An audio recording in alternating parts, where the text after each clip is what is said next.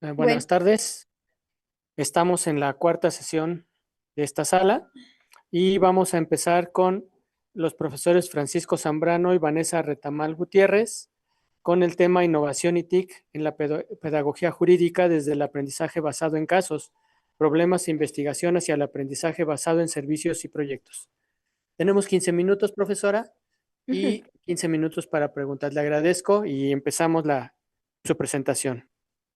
muchas gracias. En primer lugar, agradecer a todos la instancia. Estamos muy contentos con el profesor. Sé que el profesor ya ha expuesto en un bloque anterior.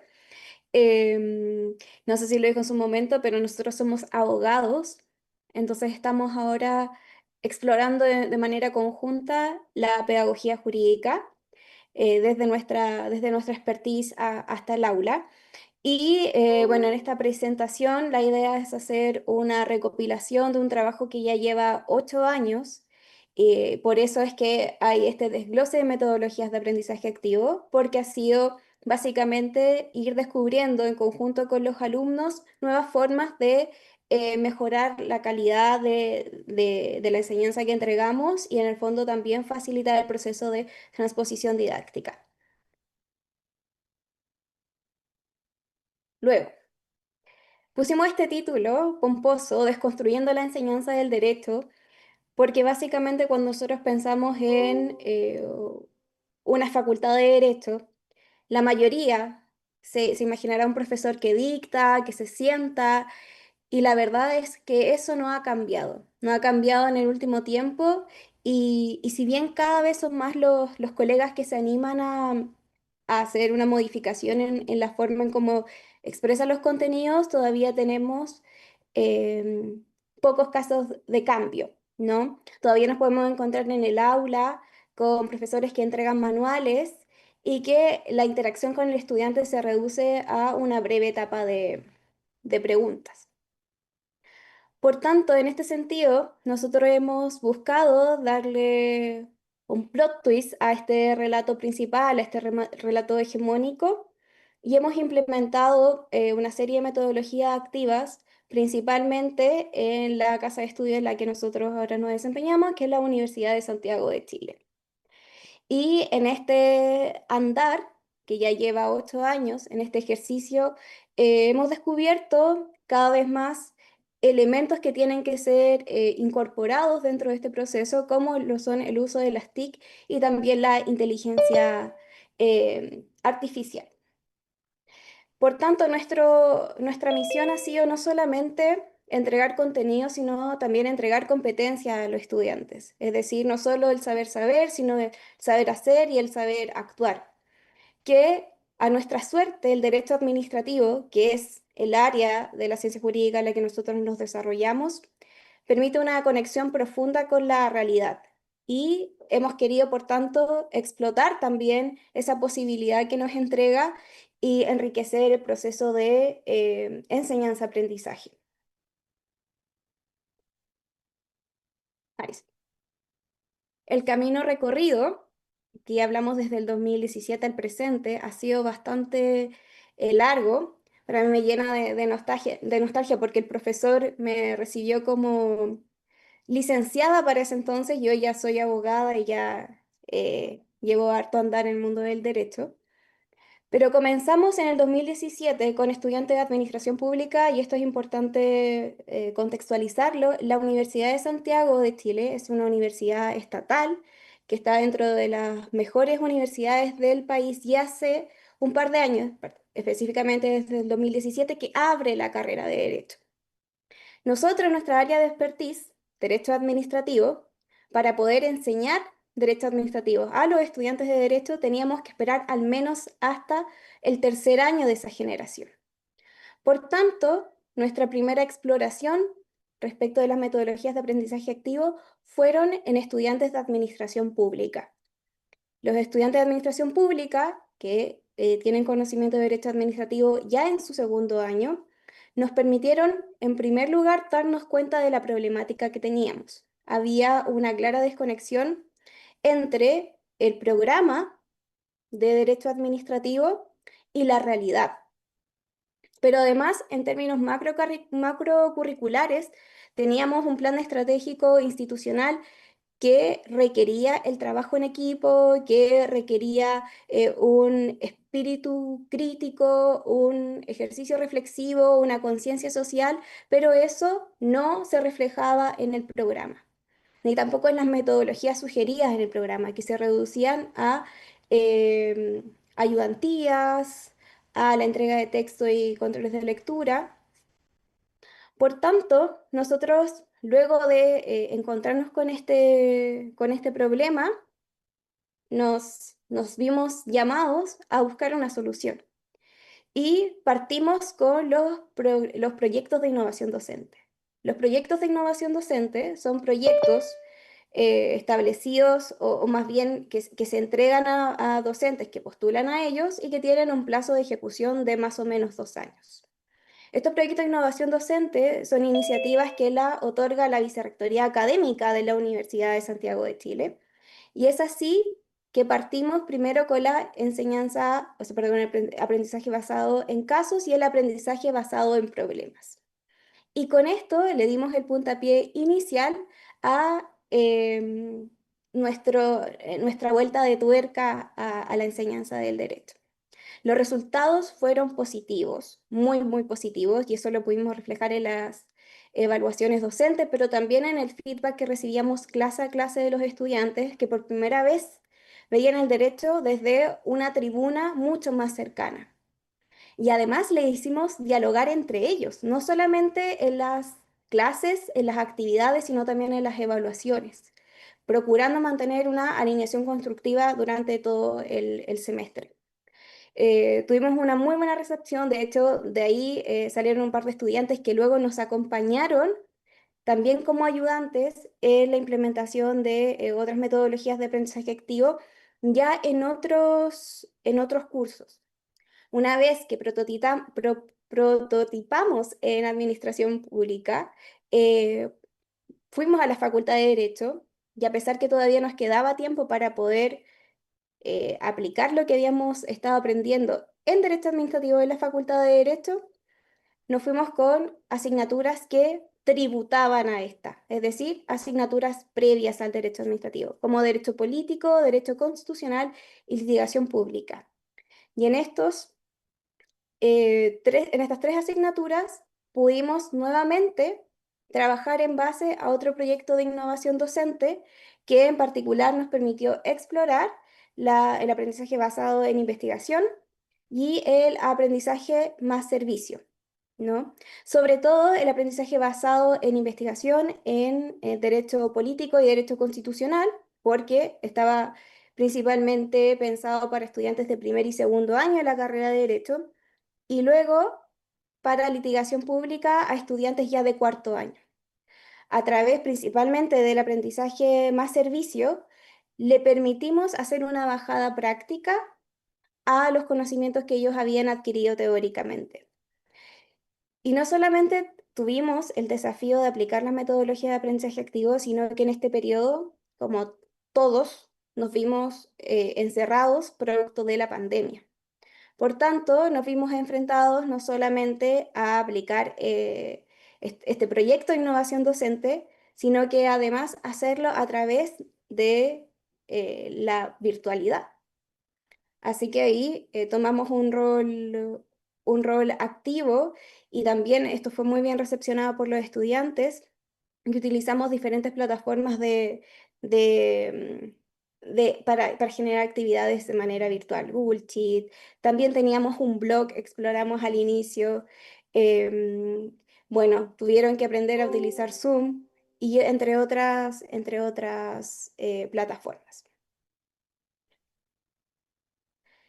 Luego que nosotros habíamos ya explorado estos tres mecanismos de aprendizaje activo, nos encontramos con que hoy, 2024, perdón, el año pasado, 2024, nos quedaba una patita y nos pusimos de cabeza a explorar el aprendizaje basado en proyectos. Esta vez ya de lleno en la carrera de Derecho y en el ramo de Derecho Administrativo. Y ahí en un trabajo conjunto con el profesor diseñamos el proyecto de la creación de una política de integridad en las universidades estatales. Es decir, no solamente les dimos una experiencia, velamos por darle una experiencia en la que el estudiante tuviera un rol principal, sino que además quisimos conectarlos con una problemática institucional y que podían aplicarla en su medio. Y este proceso, por tanto, formativo del aprendizaje basado en proyectos se nutrió de otros aprendizajes, otras metodologías de aprendizaje activo, por cuanto en la secuencia didáctica inicialmente ellos tenían que comenzar investigando. Y acá más o menos tenemos un brevísimo resumen de cómo ocurrió el proceso. Primeramente, hay una presentación de la metodología y nuevamente recurrimos a un trabajo grupal para fomentar también esas habilidades blandas y las habilidades relacionales que son necesarias para el ejercicio profesional.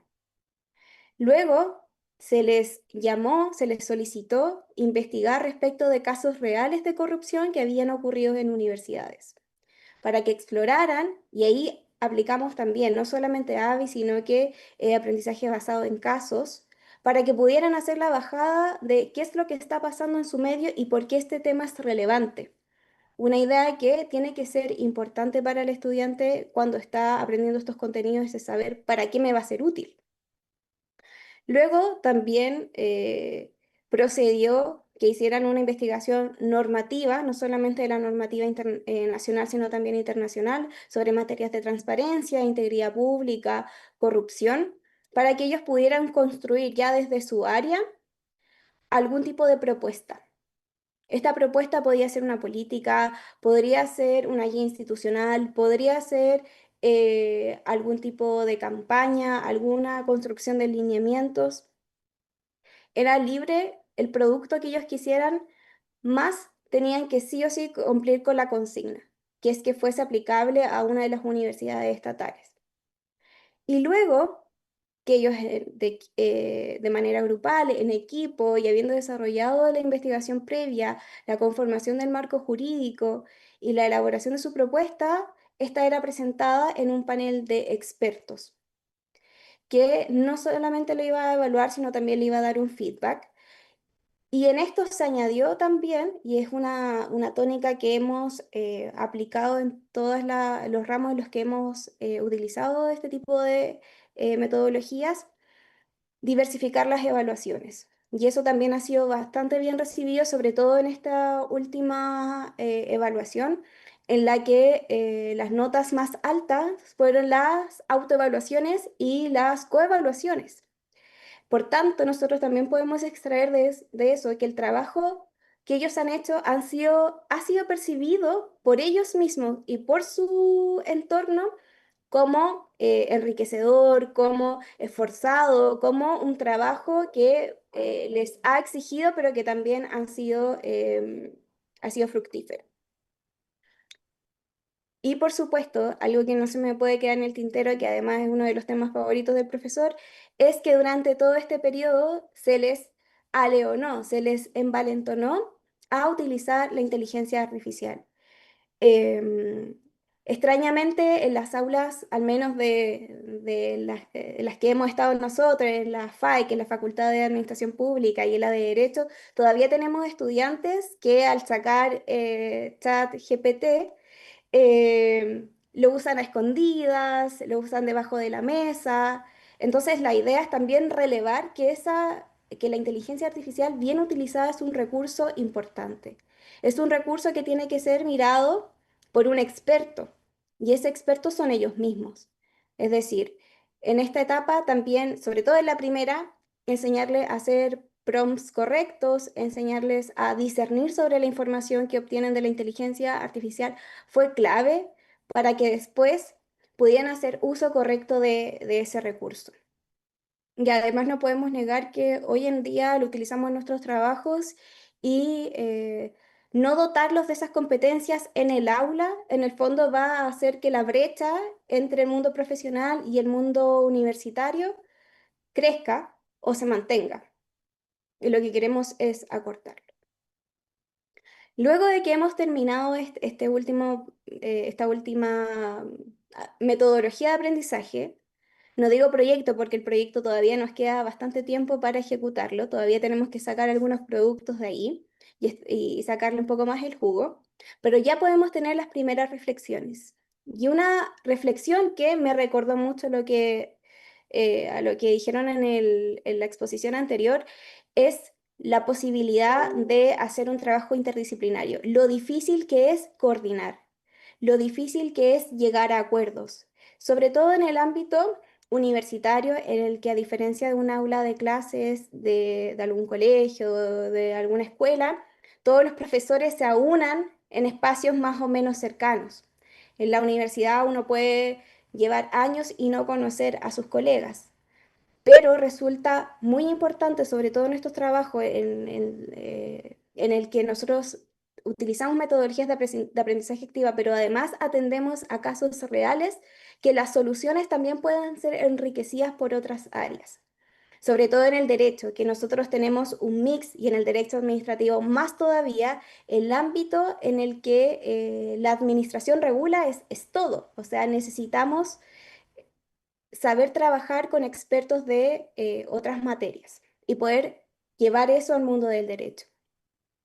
Por tanto, también ahora estamos evaluando la posibilidad de hacer algún tipo de trabajo con Design Thinking para abordar problemas reales con un enfoque más empático, un enfoque más creativo, pero también desde lo transdisciplinario. Y de hecho, dado que nosotros hemos trabajado en administración pública y en derecho, vemos que estas carreras son altamente afines y en ese sentido hace falta todavía en la universidad algo que logre, ¿no?, juntarlos y en el fondo cohesionar los diferentes saberes. Luego también nos dimos cuenta que es necesario formalizar el uso responsable de la inteligencia artificial.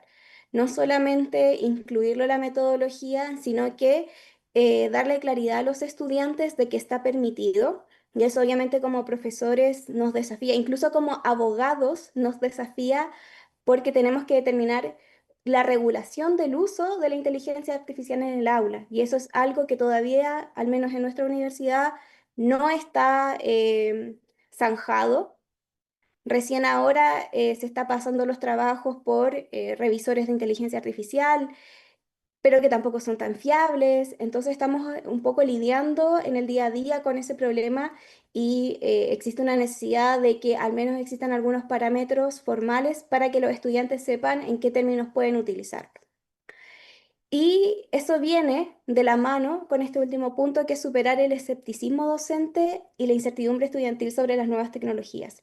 No solamente los estudiantes, sino también nuestros colegas lo vemos en que es muy conocido el comentario de que si yo utilizo inteligencia artificial, entonces luego ya no voy a saber pensar. Y hay que saber revertir ese axioma, destruirlo y utilizarlo como una herramienta en nuestra actividad, y que de seguro nos va a nosotros de proveer de mejores recursos, pero también a los estudiantes de herramientas útiles, pero que también van a ser importantes de manejar en el futuro. Por tanto, queremos cerrar con este párrafo que la innovación en pedagogía jurídica no es solo deseable, es urgente. Los tiempos cambian rápidos y nosotros no podemos esperar a sumarnos a ellos. Además que hemos determinado que resulta imperativo abordar el proceso de enseñanza-aprendizaje con metodologías activas y uso de TIC. Esto para que el estudiante no solamente sea un agente receptor de contenido, sino también un agente de transformación social, que es lo que va en el marco de también el perfil de egreso que se busca en la universidad, y que en la vida universitaria tiene que ser capaz de enfrentarse a experiencias auténticas desde el aula. Es un entorno seguro y no va a haber un mejor lugar para que el estudiante se equivoque que en ese espacio. Eso, concluimos la exposición y muchas gracias por su tiempo y por su atención. Muchas gracias, profesora. Excelente presentación. Tenemos un desfase importante por el refrigerio y el receso. Entonces, pues, no sé, tal vez dejar espacio para una pregunta breve por parte de la audiencia. ¿Sí, profesora? María Eugenia. Antes que nada, pues felicitarlos por su trabajo, realmente muy interesante y completo, creo. Y a mí lo que me surge un poquito es qué tan complejo fue abordar un tema tan delicado como es el análisis de casos reales de corrupción en universidades, porque Sí, creo que no es tan fácil de hablar, bueno, al menos aquí no lo es. sí, sí, no lo es tampoco, yo creo, en Chile, pero el profesor ahí sí quiere aportarnos porque él le tocó sobre todo esa parte inicial de encauzar a los estudiantes, porque no fue fácil de implementar el aprendizaje basado en proyectos, sobre todo al inicio, la coordinación entre ellos. Sí, la verdad es que fue bien, una experiencia bien interesante, pero muy intencionada, dedicada a que los estudiantes pudiesen conocer el concepto de corrupción y cómo este es un disvalor respecto de los valores democráticos, de probidad, de transparencia, de honestidad, etcétera, pero desde su propia experiencia. Entonces, no solamente tenía la dificultad de que íbamos a hablar de corrupción en las universidades en general, sino que además los exhortamos a que fuese una universidad estatal chilena. En Chile hay 18 universidades estatales. Y además los exhortamos a que hubiesen casos de corrupción de la propia Universidad de Santiago de Chile, que en sus casi 180 años de historia no ha tenido pocos, desgraciadamente. Entonces fue un desafío para ellos ponerse como sujetos víctimas de eventuales casos de corrupción que quizás estaban muy alejados de ellos, que aparecían en la prensa o ese tipo de cosas, pero que ellos también podían ser sujetos perjudicados por que, por ejemplo, sus aranceles estaban siendo mal usados, el precio de su matrícula, del pago de su carrera podía estar siendo mal utilizado. La Universidad de Santiago, a pesar de ser una universidad estatal, como todas las universidades estatales, tiene los mismos cobros que las universidades privadas. Y para que se hagan una idea ustedes, una carrera de derecho probablemente cuesta $6.000 anuales. Y que yo sé que en el contexto mexicano eso es impensado, teniendo en cuenta que en los 5 años que dura la carrera serán $30.000 por lo menos. Mm, Entonces, ese es un costo que los estudiantes viven, el costo de la corrupción les duele y eso es algo que nosotros queríamos intencionar. Y para eso, todos los grupos, porque los dividimos en grupos, buscaron casos de corrupción de la Universidad de Santiago, desde la propia vivencia o cosas que aparecían en público, de universidades estatales y además de universidades privadas y más de alguno de universidades extranjeras. De hecho, salieron unos 2 o 3 casos de universidades mexicanas, por desgracia. Fue bien interesante, pero decidido. O sea, así lo pensamos, así lo buscamos y para los estudiantes fluyó con mucha naturalidad entender que la corrupción no está tan lejos de lo que ellos viven y por lo tanto es un mal que tienen que atacar desde su propia vivencia también. mm. Sí, solo complementar, profesor, que yo creo que ese cambio de switch era muy importante, entender que no solamente los casos de corrupción involucran desfalcos millonarios, sino que también hay corrupción en lo cotidiano, y posicionarse, por tanto, y reconocer su vivencia como un elemento de su propio aprendizaje. Muchas gracias, profesores. Y nuevamente nos quedamos un poquito cortos de tiempo, ya sobrepasamos los tiempos programados para esta sala. Pues agradecemos al profesor Francisco Zambrano y la profesora Vanessa Retamal esta presentación y esperamos poder continuar estos contactos, estos intercambios en otras canales y en otros medios. Muy amable, gracias.